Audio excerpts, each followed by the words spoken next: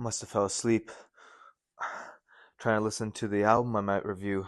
Life is Beautiful by Larry June, 2 Chainz, and The Alchemist. Let's get right into it. I guess. So I'd like to start off this review by apologizing to my two friends who recommended me this project, and that is Casey and Aaron.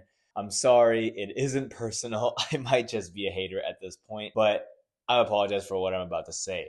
This project, starring Larry June, 2 Chainz, and The Alchemist, I was not really having the highest expectations going into it. Didn't know how well all three of them would mesh together and their chemistry. I know The Alchemist and his amazing production and his phenomenal resume really delivering top tier production consistently throughout. And then we know 2 Chainz, who's had his career more prominent in the 2010s and his legendary feature in Mercy.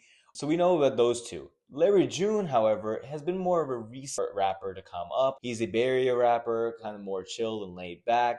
And he actually had a collaboration project with The Alchemist a couple years ago called The Great Escape. Thought that they both coexisted super well there. The production was top tier, matched the vibe perfectly. Larry came in with some hunger and aggressiveness and still provided those great flows and verses while being a little bit more laid back. So there was some sort of success that I could look back to with these artists. But in this situation, I did not see much of that. It's too laid back for me. I'm not the biggest fan of drumless production, so I felt that the lack of those throughout these songs really made it hard for me to stick through, and this project isn't even that long. I thought the best part of this album was actually 2 Chainz. He really did surprise me with his flows and verses, and his chorus in the song Generation was amazing, and it got dragged down by Larry June.